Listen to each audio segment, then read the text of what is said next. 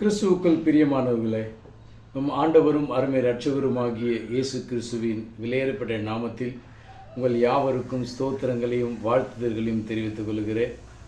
இந்த மாதத்திற்குண்டான வாக்குத்தத்தம் என்னவென்று சொன்னால், சங்கீதங்களின் புத்தகம் 37வது அதிகாரம் 34வது வசனம் இப்படியாய் சொல்லுகிறது: நீ கர்த்தருக்கு காத்திருந்து அவருடைய வழியை கைக்கொள், அப்பொழுது நீ பூமியை சுதந்தரித்துக் கொள்வதற்கு அவர் உன்னை உயர்த்துவார். அவர் என்று சொன்னால் கர்த்தர் உன்னை உயர்த்துவார். இந்த மாதத்துடைய வாக்குத்தத்தம், கர்த்தர் உன்னை உயர்த்துவார். பிரியமானவர்கள், கர்த்தர் யார் யாரையெல்லாம் உயர்த்துவார்? இந்த வசனத்திலே அழகாய் சொல்லப்பட்டிருக்கிறது, கர்த்தருக்கு காத்திருக்கிறவர்களை பூமியை சுதந்தரித்துக் கொள்ளும்படியாக அவர்களை உயர்த்துவாராம். இரண்டாவது, அவருடைய வழியை கை கொள்ளுகிறவர்களை, அவருடைய கற்பனைகளை கை கொள்ளுகிறவர்களை இந்த பூமியை சுதந்திரித்து கொண்டு அதை ஆளுகை செய்து கொண்டு ஆசீர்வாதமாக செழிப்போடு இருக்கும்படியாக அவர்களுடைய நாமும் தலைமுறை வரைக்கும் புகழ்ச்சியோடு இருக்கும்படியாக அவர்களை பூமியிலே வாழ்ந்திருக்க பண்ணுவார் என்று சொல்லப்பட்டுகிறது. அவருடைய வழிகள் நீதியானவைகள், கர்த்தருடைய வழிகள். அவருடைய வழிகள் சாந்தமானவைகள், அன்பானவைகள். ஆம் பிரியமானவர்களே, நீதிமொழிகளின் புத்தகம் 13ஆம் அதிகாரம் 12ஆம் வசனம் இப்படியே சொல்லுகிறது: நெடுங்காலமாய் காத்திருக்குதல் உங்கள் இருதயத்தை இளைக்க பண்ணும், விரும்பினது வரும்பொழுதோ ஜீவ விருட்சத்தை போல இருக்கும் என்று. எனக்கருமையான கர்த்தருடையவர்களே, யோசேப்பு அவன் தரிசனத்தை 17 வயதிலே கண்டான், கர்த்தர் அவனை உயர்த்துவார் என்று.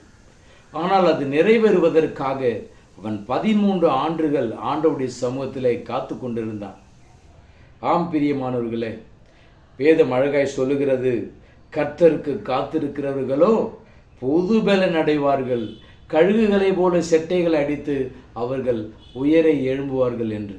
ஆம் பிரியமானவர்களே, அந்த யோசேப்பு அவன் உயர்த்தப்படுவதற்கு முன்பதாக சிறைச்சாலையிலே அவன் துன்புறுத்தப்பட்டான்.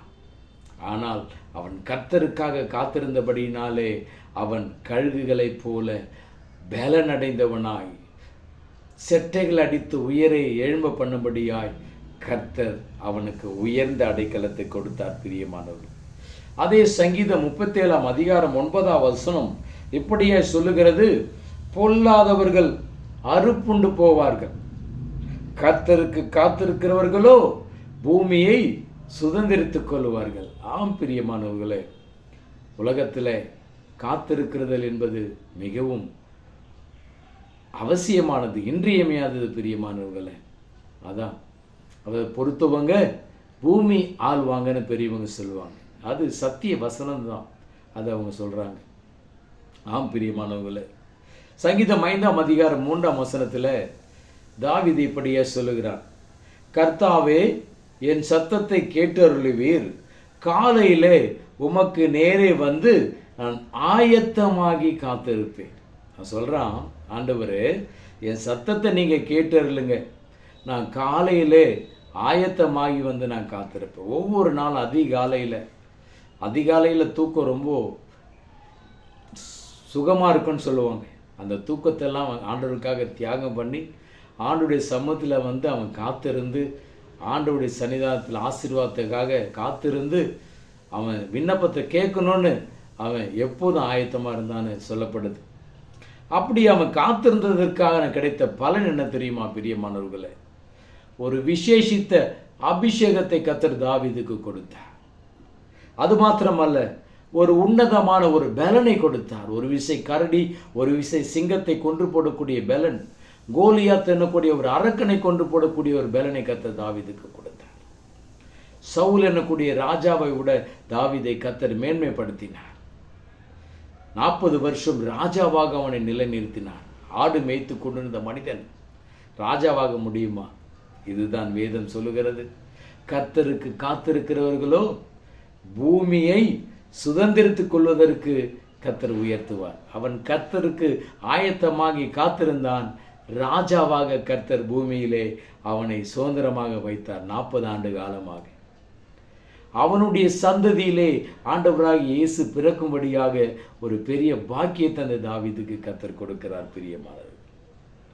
ஆம், கர்த்தருக்கு காத்திருக்கிறவர்கள் யாராக இருந்தாலும் அவர்கள் வெட்கப்பட்டு போவதில்லை என்று வேதம் சொல்லுகிறது. ஒரு ஊழியக்காரர் குஜராத்திலே பூகம்பம் நடந்த சம்பவம் அநேக ஆண்டுகளுக்கு முன்பதாக அந்த சம்பவம் நடந்த நேரத்தில் அந்த பகுதியில் ஊழியத்திற்காக அவர் போன பொழுது ஒரு 5 நட்சத்திர விடுதியில் அவருக்கு ஒரு அறையை பதிவு செய்திருந்தார்கள், முன்பதிவு. ஆனால் கர்த்தர் அவரிடத்தில் பேசினார், அந்த 5 நட்சத்திர விடுதியிலே நீ தங்காமல் அந்த நட்சத்திர விடுதியின் அருகாமையில் இருக்கிற ஒரு குடிசை பகுதியில் இருக்கிற ஒரு சாதாரணமான ஒரு சபையிலே போய் அந்த போதகரை சந்தித்து நீ அங்கே தங்க வேண்டும் என்று சொல்லி ஆண்டவர் அவருக்கு கட்டளை கொடுத்தார். 5 நட்சத்திர விடுதியிலே சுகபோகமாய் நாம் தங்கலாம் என்று ஆசையாய் நாம் இருந்தோமானால் தேவன் இப்படி சொல்லுகிறாரே என்று சொல்லி அவர் எண்ணாமல் ஆண்டவருடைய வார்த்தைக்கு அவர் செவி கொடுத்து அவருடைய வார்த்தையின்படி நடந்தார். அவர் காத்திருந்தார். ஞாயிற்றுக்கிழமை கூட்டங்களுக்கு அவர் வெள்ளிக்கிழமை மாலையிலேயே போய்விட்டார். வெள்ளிக்கிழமை மாலையிலே போன அவர் சில ஆயத்தங்கள், சனிக்கிழமை ஒரு உபவாச கூட்டங்களிலே கலந்து கொள்ள வேண்டும் என்பதற்காக அவர் முன்பதாகவே போய்விட்டார். பிரியமானவர்களே, அவர் காத்திருந்தார், ஜெபித்தார். திடீரென்று பூகம்பம் வந்தது. காலையிலே அவர் கண் விழித்து பார்த்த பொழுது அந்த 5 நட்சத்திர விடுதிகள் எல்லாம் தரைமட்டமாகி கிடந்தன. அங்கு நட்டப்பட்டு வைத்திருந்த வண்ண கொடி கம்பங்கள் எல்லாம் கிரிக்கெட் மைதானத்துடைய அந்த பவுண்டரி ஓரமாய் நடப்பட்ட கொடி கம்பங்களை போல இருந்தது. அதை பார்த்து அவர் அதிர்ச்சி அடைந்தார் பிரியமானவர்களே. அப்போதான் அவர் புரிந்து கொண்டார், இந்த பூகம்பத்திலிருந்து நம்மை தப்புவிக்கும்படியாய் தேவன் நம்மோடு இடைப்பட்டார் என்று. ஆம் பிரியமானவர்களே, கர்த்தருடைய வார்த்தைக்கு கீழ்ப்படிந்தார். அவருடைய வார்த்தைக்காக அவர் காத்திருந்தார். ஆம், விளைவு இந்த பூமியிலே அவர் வாழும்படியாய் அவருடைய ஜீவனை தேவன் பாதுகாத்தார். ஆம் பிரியமானவர்களே, கர்த்தருக்கு காத்திருக்கிறவர்களோ பூமியை சுதந்திரித்துக் கொள்வார்கள் என்று வேதம் சொல்லுகிறது. அந்த தேவதாசனுடைய ஜீவனை தேவன் பாதுகாத்தார். 2வது காரியம், அவருடைய வழியை கை கொள்கிறவர்களை கர்த்தர் உயர்த்துவார் என்று பார்க்கிறோம்.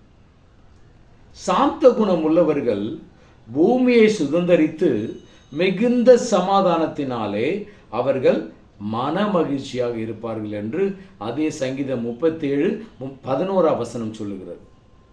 அது மாத்திரமல்ல, மத்தேயு எழுதின சுவிசேஷம் 5ஆம் அதிகாரம் 5ஆம் வசனம், சாந்த குணமுள்ளவர்கள் பாக்கியவான்கள், அவர்கள் பூமியை சுதந்தரித்துக் கொள்வார்கள் என்று. பிரியமானவர்களே, ஏன் சாந்த குணம் முக்கியமானது?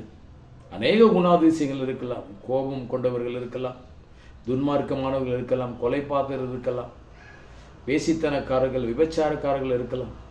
ஆனால் அதனுடைய விளைவு கொடிதாக இருக்கும் பிரியமானவர்களே. நம் சாந்தமாய், அமைதலாய், அன்பாய் இருப்போமேயானால் இந்த பூமியிலே சமாதானமாய், மன மகிழ்ச்சியாய் நாம் வாழ்ந்திருப்போம் என்று வேதம் சொல்லுகிறது. பூமியை சுதந்தரிப்போம் என்று வேதம் சொல்லுகிறது. ஆம் பிரியமானவர்களே, நாம் வெளியே போவோம், குடும்பத்தாரோடு போவோம், பிரயாணம் செய்வோம். அந்த இடங்களிலே துஷ்ட மனிதர்கள் வருவார்கள், நம்மை இடித்து தள்ளுவார்கள், ரயில் பயணங்களிலே, பேருந்துகளிலே. அந்த நேரத்திலே நாம் கோபப்பட்டோமேனால் அந்த கோபம் வார்த்தை, சலசலப்பு, சண்டை சச்சரவை உண்டாக்கி அது கைகலப்புக்குள்ளாய் போய் முடிந்து சிறை வரைக்கும் கொண்டு போய் விட்டுவிடும். அப்பொழுதுதான் யோசிப்பார்கள், நாம் கொஞ்சம் அமைதியாக இருந்திருக்கலாம், நாம் இந்த விஷயத்தை பெரிதுபடுத்தாமல் இருந்திருக்கலாம் என்று. ஆகையினால ஒரு நிமிஷத்தில் நாம் கோபப்படாமல் சாந்தமாய் நாம் இருப்போமேயானால் எல்லா தீமைகளுக்கும் நாம் விலக்க கர்த்தர் நம்மை பாதுகாக்க வல்லவராக இருப்பார். பிரியமானவர்களே, சங்கீதம் 37ஆம் அதிகாரம் 8வது வசனம் சொல்லுகிறது, கோபத்தை நெகிழ்ந்து உக்கிரத்தை விட்டுவிடு, பொல்லாப்பு செய்ய ஏதுவான எரிச்சல் உனக்கு வேண்டாம். சாந்த குணமோ நம்மை பாதுகாக்கும் பிரியமானவர்களே. அது நம்மை உயர்த்தும், இந்த பூமியிலே நாம் தங்கும்படி செய்யும். அநேக வாலிப பிள்ளைகள் இப்போ துன்மார்க்கமான செயல்களை செய்துவிட்டு ஆயுள் முழுவதும் சிறையிலே இருக்கும்படியான தண்டனை அனுபவித்துக் கொண்டு வருகிறார்கள் சிறிய வயதிலே. யோசித்து பாருங்கள் பிரியமானவர்களே. அதுதான் வேதம் சொல்லுகிறது, சாந்த குணம் உள்ளவர்கள் பூமியை சுதந்தரித்து மிகுந்த சமாதானத்தினாலே மனமகிழ்ச்சியாக இருப்பார்கள் என்று. மகாத்மா காந்தி இந்த மத்தேயு எழுதின சுவிசேஷம் 5ஆம் அதிகாரம் 5ஆம் வசனத்தை அவர் படித்து அதன்படி வாழ்ந்தார். நம்முடைய தேசத்தின் விடுதலைக்காக அகிம்சையின் வழியிலே, நேர்மையான வழியிலே அவர் போராடினார். சாந்தமான வழியிலே அவர் போராடினார். பிரியமானவர்களே, இதைதான் வேதம் சொல்லுகிறது, சத்தியத்தை அறிவீர்கள், சத்தியம் உங்களை விடுதலையாகும். அவர் சத்தியத்தின்படி அறிந்து அந்த சத்தியத்தின்படி அவர் நடந்ததினாலே நம்முடைய தேசத்திற்கு அவர் சுதந்திரத்தை வாங்கி கொடுத்தார். பிரியமானவர்களே, யாத்ராகமும் 20ஆம் அதிகாரம் 6ஆம் வசனம் இப்படியா சொல்லுகிறது, என்னிடத்திலே அன்பு கூர்ந்து என் கற்பனைகளை கை கொள்கிறவர்களுக்கோ நான் 1000 தலைமுறை வரைக்கும் நான் இரக்கம் செய்கிற தேவனாக இருக்கிறேன் என்று. ஒரு தலைமுறை அல்ல, 2 தலைமுறை அல்ல, 1000 தலைமுறை வரைக்கும் இரக்கம் செய்கிற தேவனாக இருக்கிறார். ஆம் பிரியமானவர்களே, மகாத்மா காந்தி உலக மற்றும் இந்திய வரலாற்றிலே எத்தனை தலைமுறைகள் வந்தாலும் அழியாத ஒரு பெயரை, ஒரு புகழை பெரும்படியாய் கர்த்தர் ஒரு உன்னத பாக்கியத்தை மகாத்மா காந்திக்கு கொடுத்திருக்கிறார். காரணம், சாந்த குணம் உள்ளவராய் அமைதியாய் காத்திருந்து போராட்டம் செய்தார். விளைவு, அந்த போராட்டத்தில் அவர் ஜெயம் பெற்றார். இந்திய தேசத்துடைய விடுதலைக்காக போராடின பெரும் தலைவர்களிலே முதன்மையான தலைவர், சுதந்திரம் வாங்கி கொடுத்த தேசப்பிதா என்று சொல்லி ஒரு பெயரை அவர் பெரும்படியாய், அழியாத பெயரை பெரும்படியாய் கடவுள் அவருக்கு உதவி செய்தார்.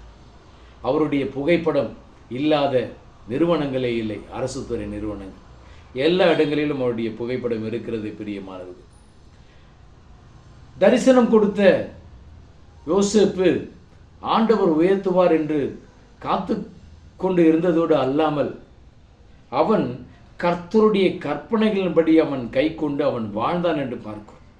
அதனுடைய விளைவு, எகிப்து தேசத்திலே அவன் ராஜாவுக்கு அடுத்தபடியாக உயர்ந்த அடைக்கலத்திலே வைக்கப்பட்டான். ஆம் பிரியமானவர்களே, அவனுடைய சகோதரர்களோ துன்மார்க்கமாக இருந்தபடியினாலே துன்பத்திலே துவண்டு போனார்கள். மேன்மைக்கு முன்னானது தாழ்மை என்று நீதிமொழிகள் 15:33 அழகாய் சொல்லுகிறது. தாழ்மையாக இருந்த அந்த மொர்தெகாய் இந்த பூமியிலே வாழும்படியே கர்த்தர் உதவி செய்தார். துஷ்ட மனிதனான அந்த ஆமானையோ கர்த்தர் தூக்கு மரத்திலே கொண்டு போடும்படியாய் கர்த்தர் கட்டளையிட்டார். ஆம் பிரியமானவர்களே, சங்கீதம் 37ஆம் அதிகாரம் 37-38 வசனம் சொல்லுகிறது, நீ உத்தமனை நோக்கி செம்மையானவனை பார்த்திரு, அந்த மனுஷனுடைய முடிவோ சமாதானம். அக்கிரமக்காரர் ஏகமாய் அழிக்கப்படுவார்கள், அறுப்புண்டு போவதே துன்மார்க்கரின் முடிவு. பிரியமானவர்களே, துன்மார்க்கர்கள் அறுப்புண்டு போவார்கள். ஆம் பிரியமானவர்களே, ஒரு அரசாங்க அலுவலகத்தில் 2 நண்பர்கள் பணிபுரிந்து கொண்டு வந்தார்கள். அதில் ஒருவர் துணிச்சலாக லஞ்சம் வாங்கக்கூடியவர், ஒருவர் நேர்மையான வழியிலே நடக்கிறவர். ஆனால் துணிச்சலான லஞ்சம் வாங்கின அந்த மனிதருக்கு ஒரு மகன் இருந்தால் அவனுக்கு திருமணம் செய்தார்கள், ஆடம்பரமான திருமணம் செய்தார்கள். ஒரு நாள் ஒரு விபத்திலே அவன் மரணம் அடைந்தான். அவனுக்கு ஒரு பெண் குழந்தை இருந்தது. அந்த குழந்தையினுடைய எதிர்காலத்துக்காக அவருடைய கணவனுடைய சொத்து, மாமனாருடைய சொத்துக்கள் எல்லாவற்றையும் கோர்ட்டிலே வழக்கு போட்டு எல்லாவற்றையும் பறித்து கொண்டு சென்று விட்டார்கள். விளைவு, அவரும் அவருடைய மனைவியும் நடுத்தெருவிற்கு வந்து விட்டார்கள். அந்த நியாயமான பாதையில் நடந்த அந்த மனிதர் தன்னுடைய ஆயுள் நாட்கள், தன்னுடைய வேலை நாட்களை சரியான முறையிலே அவர் நிறைவு செய்தார். அந்த பணியை, அந்த ஆசீர்வாதத்தின் மூலமாய் அவர் நல்ல ஒரு வீட்டை வாங்கினார். அவங்களுடைய ஓய்வு காலங்களிலே சமாதானத்தோடு அவர்கள் வாழ்ந்தார்கள். ஒரு நாள் அவரை சந்தித்து அந்த நண்பர் சொன்னார், நான் துணிகரமாக நான் பாவம் செய்தேன். விளைவு, அந்த பாவத்தின் பிரதிபலனாக என் மகனை கடவுள் என்னை விட்டு பிரித்து விட்டார். அது மாத்திரமல்ல, எங்கள் சொத்துக்கள் எல்லாவற்றையும் நாங்கள் இழந்து விட்டோம். ஆனால் நீங்களோ நேர்மையாய் வாழ்ந்தீர்கள். விளைவு, முதிர்ந்த வயதிலே நீங்கள் சமாதானமாக நீங்கள் இருக்கிறீர்கள் என்று அவர்கள் சொல்லி மனம் கலங்கி அழுதார். பிரியமானவர்களே, இதுதான் சங்கீதங்களின் புத்தகம் 37வது அதிகாரம் 28ஆம் வசனம் சொல்லுகிறது, கர்த்தர் நியாயத்தை விரும்புகிறார், அவர் தமது பரிசுத்தவான்களை கைவிடுவதில்லை, அவர்கள் என்றென்றைக்கும் காக்கப்படுகிறார்கள். பிரியமானவர்களே, உடைய பரிசுத்த மாணவர்கள், உடைய பரிசுத்தவான்கள் என்றென்றைக்கும் காக்கப்படுகிறார்கள். அந்த நேர்மையான வழியில் நடந்த அந்த சகோதரர் சாந்த குணமாய் வாழ்ந்தார். அவர் ஆயுள் நாட்கள் வரைக்கும் இந்த பூமியை சுதந்திரித்து மிகுந்த சமாதானத்தினால் மனமகிழ்ச்சியோடு கூட இருந்தார். சங்கீதம் 37:11 படி. ஆனால் துன்மார்க்கமாய் வாழ்ந்த அந்த மனிதனோ அவருடைய முடிவு சமாதானம் இல்லை. பிரியமானவர்களே, இதுதான் வேதம் சொல்லுகிறது, செம்மையானவருடைய வம்சம் கர்த்தருக்குள்ளே ஆசீர்வதிக்கப்படும் என்று சொல்லி. ஆம் பிரியமானவர்களே, செம்மையானுடைய வம்சம் கர்த்தருக்குள்ளே ஆசீர்வதிக்கப்படும் என்று சொல்லப்படுகிறது. கருமையான தேவனுடைய பிள்ளைகளை, நாமும் இந்த உலகத்திலே செம்மையாய் நியாயமாய் ஆண்டவருடைய சமூகத்தில் காத்திருந்து அவருடைய வழியை கை கொண்டு நடக்கிறவர்களாய் நாம் இருப்போமேயானால் கர்த்தர் நம்மையும் ஆசீர்வதித்து உயர்த்துவார். இந்த பூமியை சுதந்திரித்து கொள்ளும்படியாக கர்த்தர் நம்ம உயர்த்துவார். ஆம் பிரியமானவர்களே, கர்த்தர் இந்த மாதம் முழுவதும் ஆசீர்வதிப்பாராக. God bless you. God